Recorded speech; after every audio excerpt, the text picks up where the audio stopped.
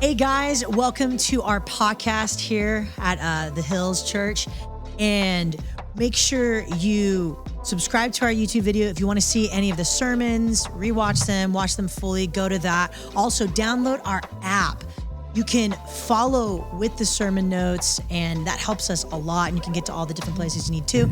But this is a podcast in which we are sitting down with our preacher friends who have preached the Sunday before. This one is January the 22nd. And we're just going to go a little deeper, just have some conversations about what we just heard this last Sunday. Let's do it. So Good luck. we have Dr. Sean Beatty in the house. I'm here. And we have our production pastor, Daniel Aiello, and I am Marlena Copato, our worship pastor. So we're just going to sit and we're going to talk about the sermon that we just heard. The real name of this podcast is Between Two Italians. Yes, I love it. I love it. We need a sound effect that's bobbing. I made some spaghetti day. Excellent. Between two Italians. Okay. Exactly. That's good. I like it. Okay. Here we go. So we have been in a new sermon series called Contagious Faith that has been through a book and a study of your friend, Mark Middleberg. Mark Middleberg. He's one of your homies. Good friend. You yes. have friendship bracelets already made. Yeah, totally. And all that. But why don't you explain to us what the purpose of this sermon series has been? Yeah. So, Contagious Faith is a great medium for what we've been trying to do at Clovis Hills. For years, Clovis Hills has been a very like an attractional church. It's kind of designed for people who are maybe far from God. They could come and hear about Jesus and explore that and come to Jesus. And we're still that church, and we're always going to be that church. That's in our DNA. But one of the things I've sensed over the last few years is really for our church to reach this kind of full redemptive potential, that we have to move from being a pulpit-centered movement to a people-centered movement, if that makes sense. So I want to see the people of God learn to share Jesus, but not in a weird way, because that's like the whole witnessing thing, like you just picture door knocking or standing on the corner screaming at people or handing Bible tracts to people. And I'm not saying those are bad, but I'm just saying most people don't want to do that and will not do that. So how can you share your faith in the most natural way God's wired you to share it, if that makes sense? Yeah. And Contagious awesome. Faith, Mark wrote that book, and that's exactly what he wrote on in that book. There's 5 contagious faith styles that most people have 1 or 2 of them, and they're best at it. And if you can figure out what yours is and use it, it can almost become like a spiritual superpower for you, if that makes sense. Yeah, and properly more comfortable and open to the idea of sharing your faith, right? Mm-hmm. For sure. Sorry, I'm drinking tea because Voice. Y'all can pray for me because I blew my vocal cords out over December. So I've got a little bit longer, and then I'm going to take a few weeks preaching break to rest these bad boys and see if I can get the pipes back. He's an advanced karaoke participant. So I'm going to the Philippines. You know, it's kind of my. So can we talk for a sec? I want to talk for a sec about those 5 contagious faith styles, because everybody is different. And I think the cool thing about this series is it's helping people realize you don't have to be pigeonholed into like one view as a Christian. Yeah. Like most of us who have taken the test, I took the test in my small group this Friday, and I've got 2 of them that are tied. Yeah. What are your 2? Yeah. So my top 2 are story sharing and friendship building. Nice. Okay. And so, yeah, let's talk a little bit about that, about like, because you've gone through and found your contagious faith style. Sure. If you're new to this, in the book, there's actually just an assessment you can take, and it's really good. It's pretty accurate, to be honest. And it's funny, when I first read the book, I was talking. I got an advanced copy and kind of gave him a critique on it, and I said, you know, and my contagious faith style is probably story sharing and then reason giving. And Mark, right away, the author, is like, that's not your style whatsoever. You don't know what you're talking about. I was like, what are you talking about, man? He goes, you're a truth teller. He goes, like, you're off the charts truth teller. You say really hard things to people and you have no problem letting it be awkward. And I was like, oh yeah, I guess I do that. Yeah. You know, so I think what happens is everyone has a style they're primarily good at or better at. And it's just based really on your personality. and lean into that. It doesn't mean you don't do the other ones, right? One is selfless serving. If you're a Christian, you have to do it. You should serve people selflessly, right? You just may not be good at it. It may not be a superpower, but you've been told by Jesus to do it. But I am a truth teller. So I've just learned now, like if I'm in a conversation, I'll pray like, Lord, should I tell him? Should I say this right now? Because it's going to make the room awkward. But, and sometimes if I listen, it's no, don't do that. And my secondary one is reason giving. Yeah. And that one I give a lot. And sometimes I have to pray like, Lord, do I do that? Or do I hold off? Do I wait? Yeah. You know what I mean? And then some people, you meet a person and maybe a truth teller is the last thing they need right now. Yes. Like we have a friend who's deconstructing and maybe he needs to hear a truth teller, right? He needs someone to be like, bro, you're just deconstructing because you don't want to follow Jesus. Like you have no reasons for that. Or maybe that's not what he needs. And he needs like someone who is a selfless servant who's just going to come alongside and help him right now. You know what I mean? And if I discern that and I'm like, oh my gosh. And like, what are your two, Mar? Yeah. I thought our conversation about mine was pretty interesting because I thought mine was going to be truth telling and friendship. But my number one is reason giving. Mm-hmm. And then I'm tied for storytelling and friendship building. We talked about my time in InterVarsity. Yeah, some of it's based on your training.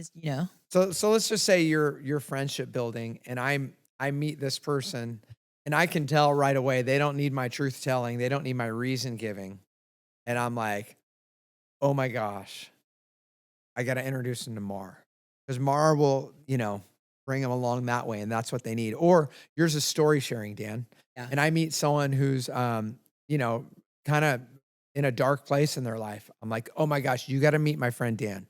Dan has been in a dark place. I watched him go through it and he's come out the other side. You got to talk to him. You know what I mean? And those things, like you can connect people to other styles. That's why we want people in growth groups too. So exactly. They rub up against the other faith styles. I think that's a big link, especially like because you're not going to be good at all 5 of them.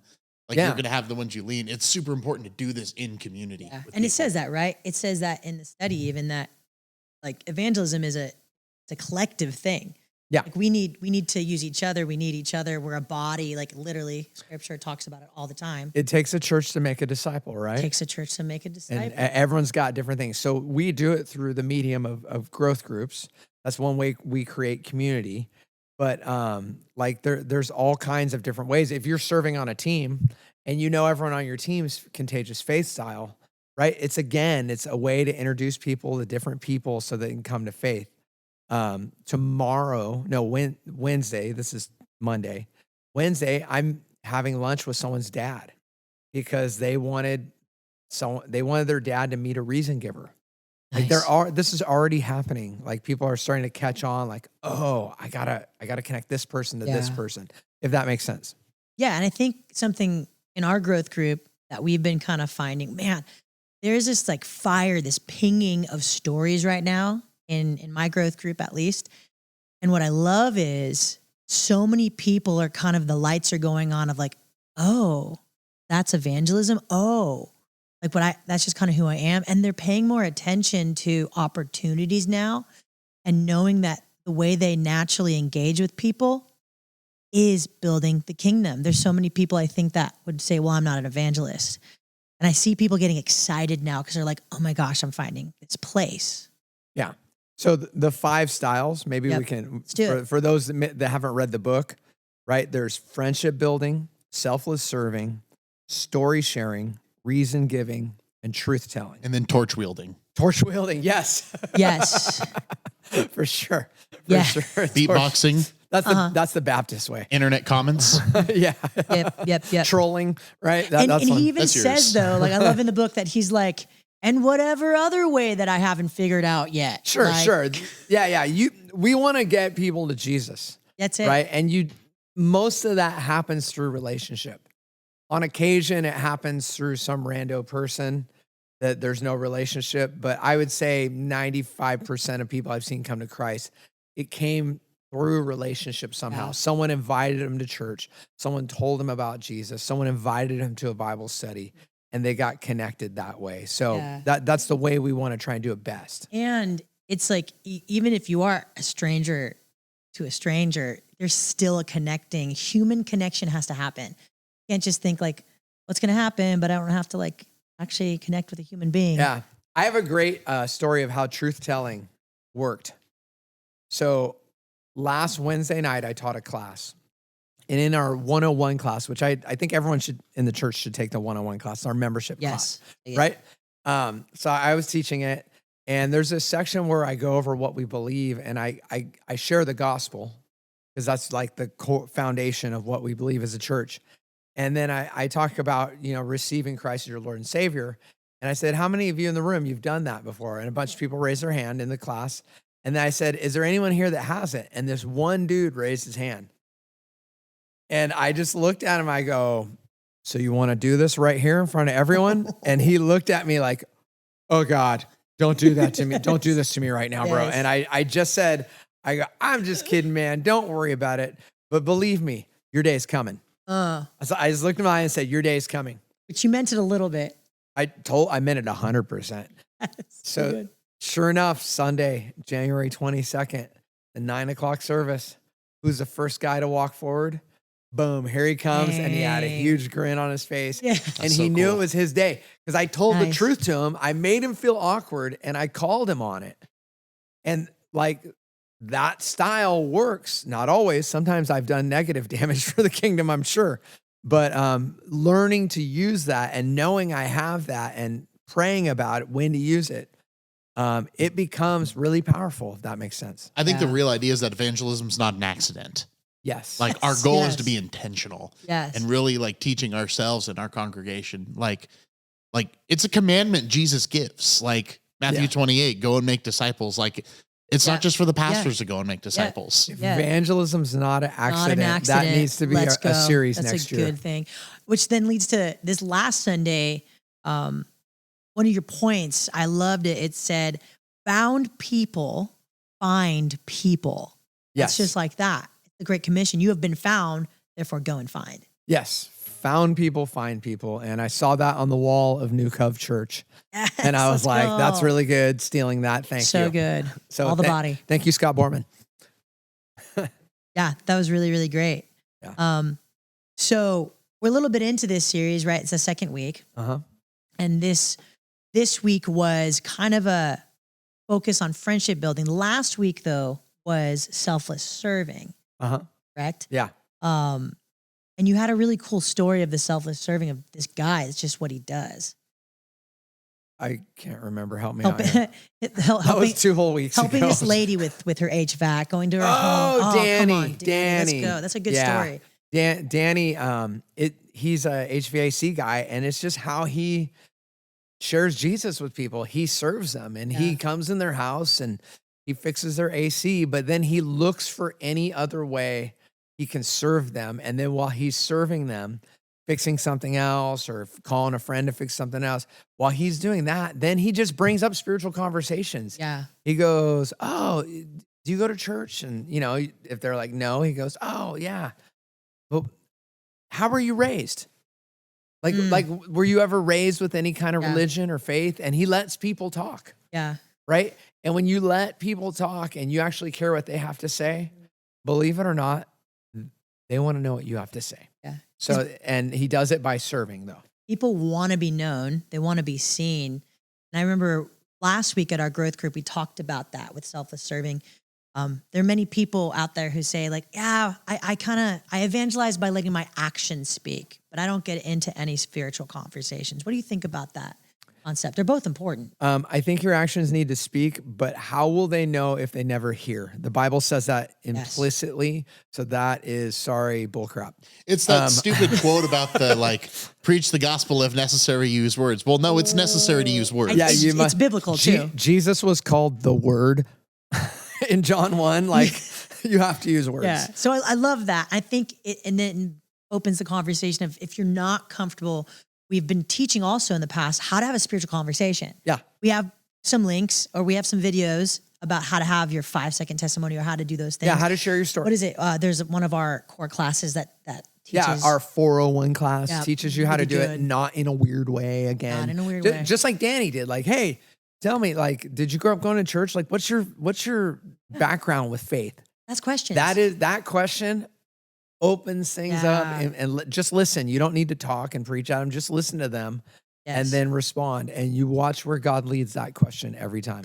Yeah. So That's yeah. awesome. Yeah. So this week we focused on January the 22nd that we just had. We focused on friendship building, and then you kind of led us a little bit on storytelling, which will be preached by Scott Hinman next week. Yeah. So one, the scripture I preached from just kind of speaks to that, right? Mhm. Matthew or Levi in I believe Luke 5, he has a story. Right. And some people were mad at me. They're like, you're throwing shade at The Chosen. I'm not. The Chosen is awesome. I just don't think, I've read the book of Matthew. I don't think Matthew is on the spectrum. It's way too like put together and, and who knows? I don't know enough about people on the spectrum. Super smart. But I don't think it is. We don't have any evidence of that, any of that. That's all I was saying. But Should be creative. Matthew has a story, right? And that's really what he was doing with all of his friends. He had a friendship building, right? He invited them all to a big meal and invited Jesus to it. These guys got to meet this guy, right? That's all he was doing. And then the rest of his life, though, he has a story like, yeah, I was a tax collector. I was a trader. I was this, I was that. And then I met Jesus and things began to change in my life, right? That's his story. So that's why I alluded to it. And I asked Scott to preach that one because Scott is the consummate storyteller. Such a storyteller. He's excellent at that. He's okay. Good. Which so are you, right? I feel like storytelling's my best because like I know my story well. I don't know how I discovered I was best at that. I think since I got thrown into sharing my testimony in so many places, I just got used to it. Yeah. And I think it's a very, I grew up in a lot of recovery circles. And so there's a lot of emphasis on your story matters to somebody. That's big, Somebody might not connect with, oh, I'm the kid who's been in church all my life and never done any bad things or smoked crack or said the word poop but there's some people who you're in will church connect to that most of your life and you did all that. Oh, yeah. I never smoked crack. We'll put that on the record. Okay. But no, this idea, like there's something in your story, no matter how exciting or boring you think your story is, that will speak to somebody. Yes. And it's Jesus, right? Yeah. Jesus is in your story the whole time. And I think that's what I love about you, Dan, when you preach, because you're great. You were a great preacher and you bring your story into a lot of things and you have so many stories. I think I got to know you the most by hearing your stories preaching. And I think you weave them in and out, but you always come back to the gospel. But that's also kind of as your Padawan pastors, we've also kind of been brought up with it always got to come back around to the gospel. Yes. And I love that about our culture that Yeah. everyone who calls himself a pastor knows how to, or is learning how to bring everything back to the perfect life, the death, the resurrection, and the return of Jesus. Our storytelling. And then calling people to believe it. Yeah. So let me ask you real quick as we wrap this thing up, as we talk about friendship building, which is what we just went through. Yeah. You've been around those people who they're building friendships and they have an agenda. Like, hey, I want to be your friend because you have a lot of money and I want some of that lot of money. Or I'm sorry, Dan, I have not a lot of money. What's up, my non-Christian friend? Like, I'm going to be your friend because for the sole reason of converting you. Like, how do you do friendship building without making it awkward? Super authentically. Making it authentic. Yeah, I think one, if you have the style of friendship building, you kind of just do it authentically and it doesn't feel weird. I think it's those of us that are maybe on the other end of the spectrum, right? Like I'm a truth teller and a reason giver. I'm probably not as good as the friendship building, and going out and intentionally trying to win friends so they can become Christians. Oh. They're going to sniff that out right away. Yeah. If that makes sense. So, I don't do that, to be honest. I have friends, I make friends. I put myself in places where there are non-believers and just see where I naturally make friends, if that makes sense. Yeah. And then from there, I might use, but I might use someone else who has friendship building if my truth telling or my reason giving is not landing. if that makes Yeah. sense. So that's kind of the way I would go about Yeah. it. Yeah. In our growth groups, we went through kind of like the different ways to use friendship building. It's the look at who is already in your life now, who's already in your life now, naturally that you are friends with, you could be having spiritual conversations with. Also, who have maybe you had in the past that maybe it's time to reconnect with. You're like, man, like I feel called to reconnect with this person. And then it starts those conversations again. And then it's go out and find people, go out and find new friends, put yourself in the situations like you said. That was in the study guide for that Mark gave us. But I love how there are so many ways to friendship build, right? And story tell, right? It's like you don't have to just tell your story. You can tell other stories of the Bible. So I think there's ways for you to kind of go in and out of them. What would you say as we're in the beginning of this kind of figuring out your style? What encouragement would you give people right now to kind of keep going and learning? So one of the things I think that is huge is you have to remember God is leading people to him. I'm here to encourage you. You're nothing but a tool. You're a tool. Okay. God is doing that work and you might be an instrument in the midst of it. And here's the good news. Even when I've said the wrong thing or done the wrong thing, God is sovereign over that. And he goes, "Oh, Sean." And he has many ways to woo someone to him, if that makes sense. So it's not hinging on you. So don't be afraid to make a mistake because God is bigger than whatever mistake you make. And God is so sovereign, you're going to learn from your mistakes and your missteps. And God is still going to be moving people toward him. And maybe not at the pace that you want it to be, but it's at the pace God knows every human on earth, and he knows what pace they need to move at to make that spiritual decision for Jesus. So, Oh, that's hot. That's hot. I like that. That one scared me to death. He's like, we didn't have anything at the end. How are we going to transition this? The wrap it up drop. That was, I guess, dude. Sean, it's been so long since we've done a podcast together. I know.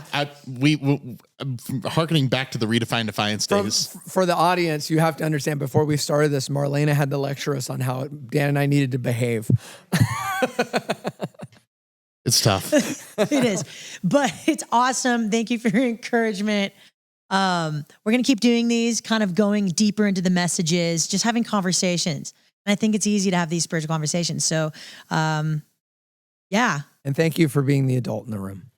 It's hard because usually I'm not the adult. If you know me, I'm not. So this was really hard. We like rock, paper, scissors. Someone had to lose. So, Okay. Well, this has been a wonderful episode of Between Two Italians. Hey now. We love it. bye. Thanks, guys. We'll see you next week. And a small Belgian woman. A più tardi tutti. All right. 2 Italians and a small Belgian woman. I love it. All right. We'll see you guys on the next one.